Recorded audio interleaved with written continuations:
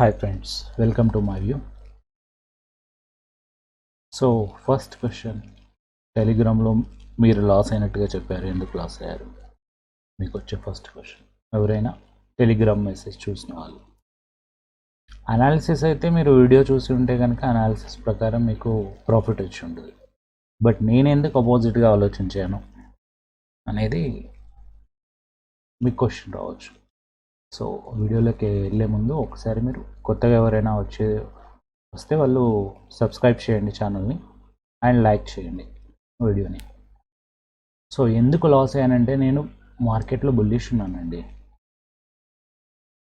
నేను నిన్న మీకు 2 లైన్స్ ఇచ్చాను, బట్ ఇంకొక లైన్ కూడా ఇక్కడ గీసుకోవాల్సింది. సారీ, ఇక్కడ గీసి చూపిస్తాను.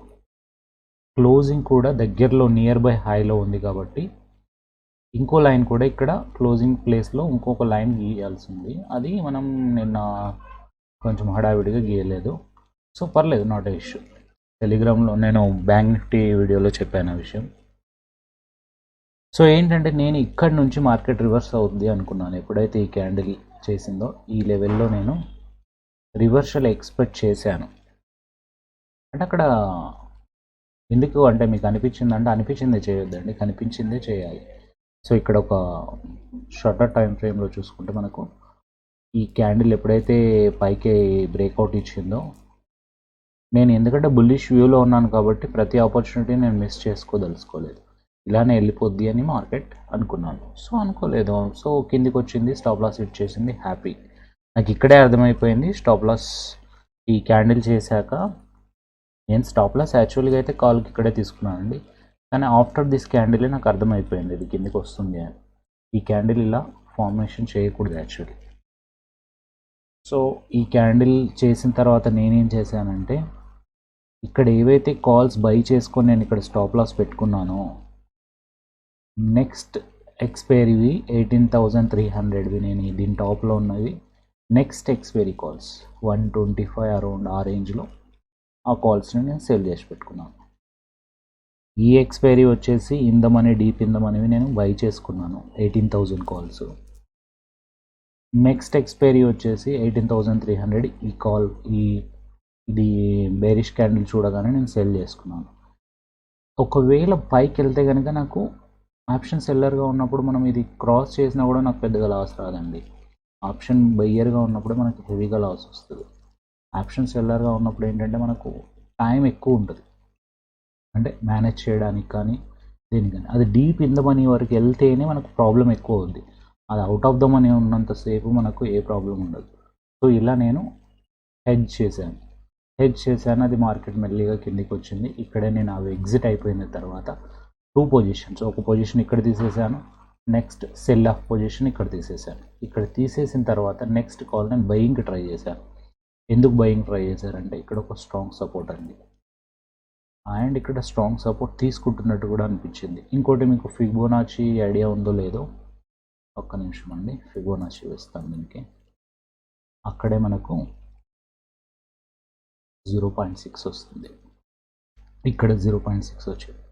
సో ఈ లెవెల్ అనేది కొంచెం స్ట్రాంగ్ అనిపించింది. 0.6 వచ్చింది, ఇక్కడే మూవింగ్ యావరేజెస్ ఉండే నేను ఏదైతే యూజ్ చేస్తానో.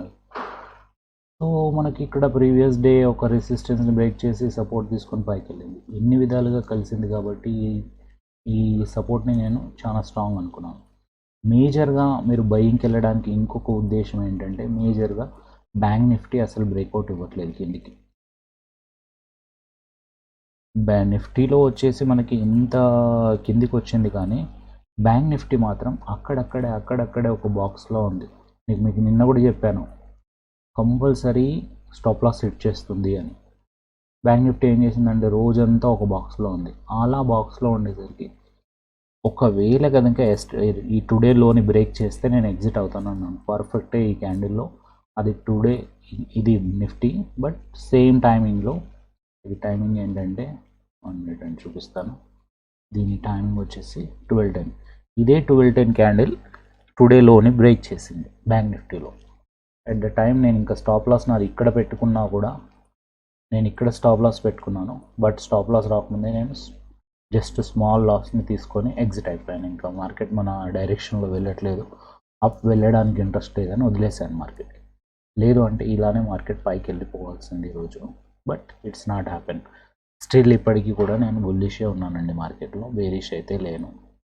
ఒకవేళ మార్కెట్ ఫ్లాట్ ఓపెన్ అయితే మనకి ఇది రెసిస్టెన్స్ అవుతుంది రేపు, కానీ నాకు తెలిసి దీనిపైన ఓపెన్ అవుతుందేమో అనిపిస్తుంది మార్కెట్. ఒకవేళ దీని కింద ఓపెన్ అయితే మటుకు మనకి ఇదే రెసిస్టెన్స్ అండి. సో నెక్స్ట్ ఈరోజుది అయిపోయింది. నెక్స్ట్ డే వాట్ నెక్స్ట్ అంటే రేపటి అనాలిసిస్ చూద్దాము. మీరు ఎందుకు లాస్ చేశారంటే అలా చెప్తున్నానండి. నేను లాస్ అయితే 2 కాల్స్లో లాస్ చేశాను, బట్ నాకు నో ప్రాఫిట్ నో లాస్ డేలో ఉంది.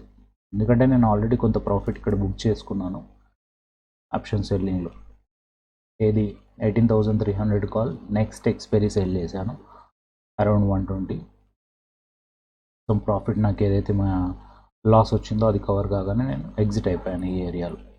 సో హ్యాపీ, అంటే నాట్ హ్యాపీ, ప్రాఫిట్ రాలేదు, బట్ 2 స్టాప్ లాసెస్ అయితే హిట్ అయ్యాయి ఈరోజు, నాట్ ఇష్యూ. బట్ మీరు ఒకవేళ ఓన్లీ వీడియో చూస్ చేసి ఉంటే కనుక దీని తర్వాత ఇక్కడ రెసిస్టెన్స్ తీసుకుంది, బ్యాంక్ ఇలా కిందకి వచ్చింది. కానీ బ్యాంక్ నిఫ్టీ బ్రేక్అవుట్ ఇవ్వలేదండి ఇది. ఎందుకు చెప్తానంటే బ్యాంక్ నిఫ్టీ బ్రేక్అవుట్ ఇస్తే కనుక ఇది చాలా స్పీడ్గా కిందకి వచ్చేది. ఇలా ఎలా వచ్చిందో ఇక్కడ నుంచి ఇంతవరకు వచ్చేది, బట్ బ్యాంక్ నిఫ్టీ అనేది బ్రేక్అవుట్ ఇవ్వలేదు. సో వాట్ టుమారో అంటే మీరు కనుక అడిగితే టుమారో ఏం లేదండి, ఇది 100% ఒక రెసిస్టెన్స్, ఎందుకంటే చాలా పెద్ద bearish candle. So next one వచ్చేసి ఇది సపోర్ట్ అనుకోవడం కంటే ఇది ఒక సపోర్ట్, ఇక్కడ కూడా ఒక సపోర్ట్ ఉంది. సో బెస్ట్ రైట్, ఇలా మ్యాచ్ చేద్దాం. ఎక్కువ పాయింట్స్ టచ్ అయితే దానికి అంత ప్రియారిటీ పెరుగుతుందండి. ఇప్పుడు సపోర్ట్ అనగానే మనం దీన్ని కరెక్ట్గా దీని కింద గీసుకోవాలంటే నో సార్. మనకి ఇక్కడ మ్యాచింగ్స్ ఎక్కడైనా ఇంకా ఎక్కువ వస్తున్నాయి అనుకుంటే అది పర్ఫెక్ట్ అవుతుంది, ఇంకా పర్ఫెక్ట్, ఇంకా అక్యురేటీ లెవెల్ పెరుగుతుంది. సో రెసిస్టెన్స్ వచ్చేసి ఇక్కడే రెసిస్టెన్స్ పెట్టుకుందాం. ఇది ఒక జోన్లో ట్రై చేసుకోండి. నేనే జోన్ డ్రా చేస్తాను. ఒక జోన్లో డ్రా చేసుకోండి. సో ఈ లెవెలే మనకు రెసిస్టెన్స్ లెవెల్ అవుతుందండి. ఇక్కడి నుంచి ఇక్కడి వరకు ఈ గ్యాప్లో ఓపెన్ అయితే కనుక ఇదే రెసిస్టెన్స్ అవుతుంది. దీని పైకి వరకు వెళ్ళనివ్వరు, మ్యాక్స్ ట్రై చేస్తారు. కానీ మార్కెట్ వచ్చేసి బుల్లిష్ ఉంది. ఎలా చెప్తున్నారు అంటే బ్యాంక్ నిఫ్టీలో ఛానల్ ఫామ్ అయిపోయింది. ఇలా మీకు పిక్ షేర్ చేశాను. ఎగ్జాక్ట్లీ ఇది కూడా అలానే ఉంది. నిఫ్టీలో కూడా ఛానల్ వేసి చూద్దాం మనం. ఇక్కడ నుంచి తీసుకుందాం.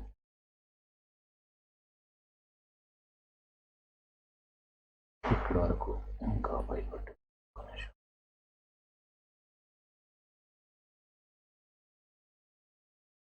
డన్, ఇలా ఉంటుంది.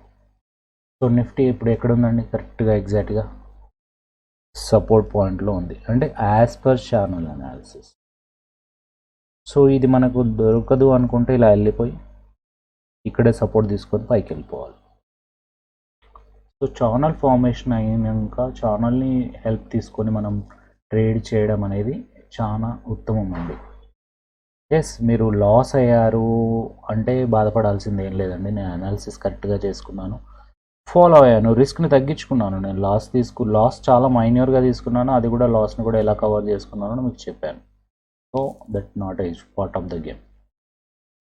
సో మీకు కన్ఫ్యూజ్ అవుతుంది అనుకుంటే, ఒకవేళ నా మెసేజెస్ వల్ల మీరు ఇన్ఫ్లుయెన్స్ అయ్యి కనుక మీరు చేస్తున్నారు అనుకుంటే దెన్ ఐ విల్ స్టాప్. మీ ఇష్టం, మీరు చెప్పండి, కామెంట్ చేయండి, మెసేజ్ చేయండి అని, లేదంటే నేను మెసేజ్ చేయను. ఈ వీడియోకి కామెంట్స్ వస్తేనే నేను రేపటి నుంచి మీకు బాక్స్లో మెసేజెస్ వేస్తాను నా అనాలిసిస్. లేదు అంటే ఓన్లీ వీడియోలో అనాలిసిస్ చెప్పేసి ఈవినింగ్ మళ్ళీ అనాలిసిస్ చేస్తాను అంతే. సింపుల్ అండి. రేపటి మార్కెట్ అయితే ఇంతే కనిపిస్తుంది. ఈ ఛానల్ ఫార్మేషన్ అయింది కాబట్టి మనకు ఛానల్ హెల్ప్ తీసుకొని రేపు కనుక ఫ్లాట్ ఓపెన్ అయితే ఇక్కడ నుంచి బయింగ్ ట్రై చేయొచ్చు, జస్ట్ ఫర్ ఈ బాక్స్ వరకు. ఈ బాక్స్ క్రాస్ అయిన తర్వాతే మనకు హెవీ మూమెంటం ఉంటుంది.